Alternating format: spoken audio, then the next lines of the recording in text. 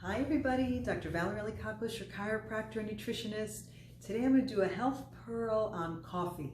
Who doesn't love coffee? Mostly everybody loves coffee. We're such a coffee culture. Is coffee good for you? Is it okay to drink? Well, it depends. So I'm here to give you some factors on what it depends on. First of all, it depends on your tolerance of caffeine. Some people are very sensitive to caffeine, and it'll really affect what they call the adrenal system and really prevent people from getting a good night's sleep, getting rested, and also put them on edge throughout the day. So this is a very individual thing.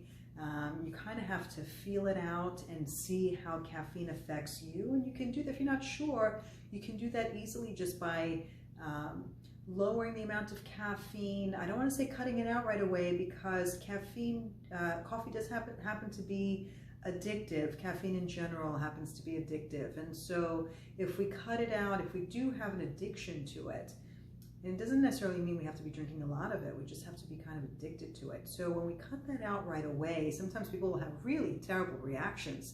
They get to complete lethargy, they get bad headaches, they can't function. I've heard people describe to me that they feel like they're walking and their knuckles are dragging on the floor. People can't focus, they can't operate. So if you can't, if you're not sure and you want to try cutting out caffeine just to see if it affects you, or in general, if you want to start slowing down in caffeine, do it slowly, step by step.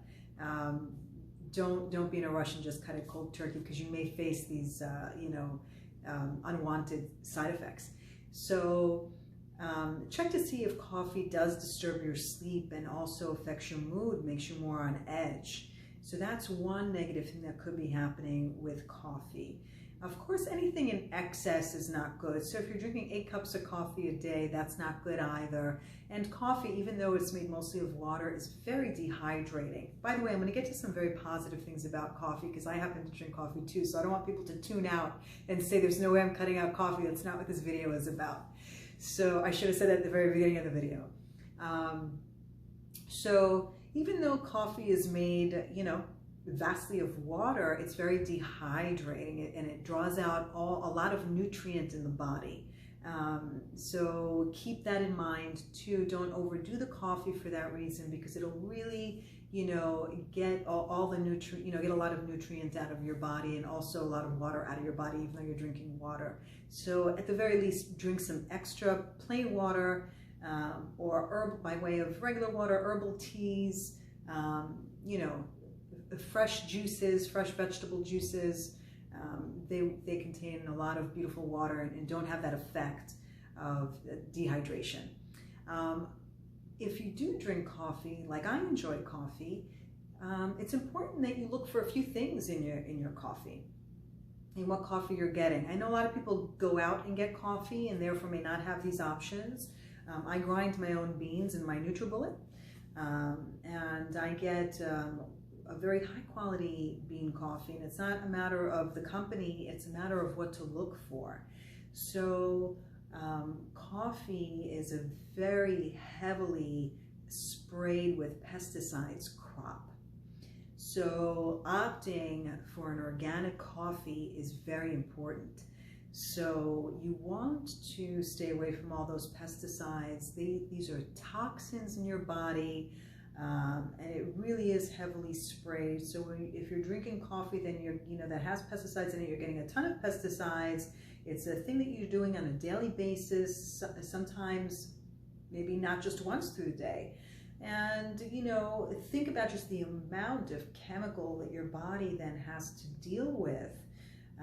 And if you've heard any of my videos, it also, those toxins make you, those pesticides, etc., and all the other toxins make you hold on to fat. So if health is not a motivating factor, maybe the aesthetic portion will be. So get an organic coffee that's free of these pesticides, very important. Another thing coffee is very susceptible to is mold. Did you ever imagine? Coffee, regular conventional coffee has a lot of molds. That crop is very susceptible to mold growth. So you want to get it from a company that states that it's been tested and grown in a way that it prevents mold from getting into the crop. Mold is very toxic to the body and can have a whole slew of effects. So please get a coffee that's organic, that's that's mold free.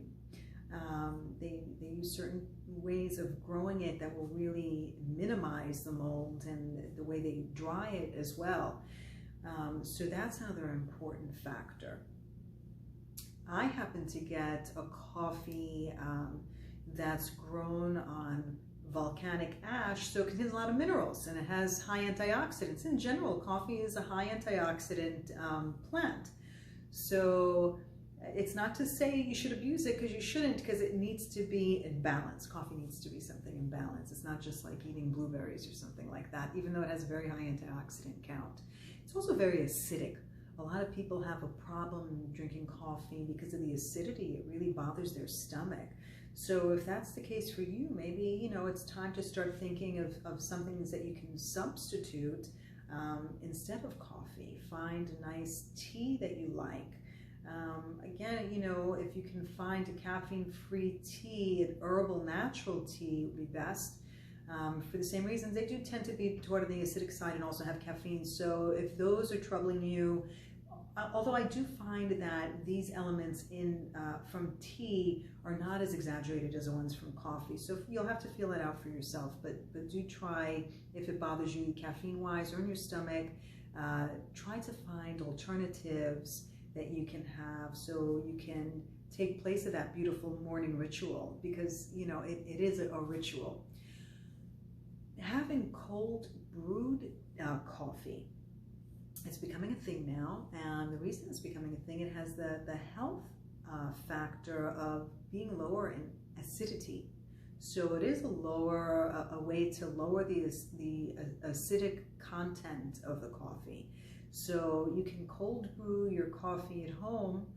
There are cold brewing mechanisms that you can get at Bed Bath & Beyond or anywhere else for that matter, and it's just a matter of putting ground coffee into water and letting it sit overnight in your refrigerator, and just letting the coffee seep without any heat into the water, and then you'll have coffee that's milder, a lower acidic value, which is good, and therefore more healthy and a lot more tolerable. So those are things to try, and of course, just as a side note, try to lower the amount of sugar and even maybe the amount of milk that you put in, but that's up to you. But definitely try to lower the amount of sugar if you can, just by little increments.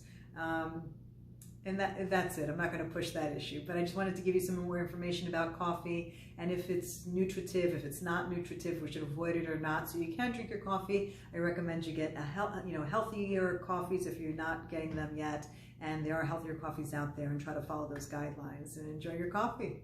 Thanks, everybody. Bye-bye.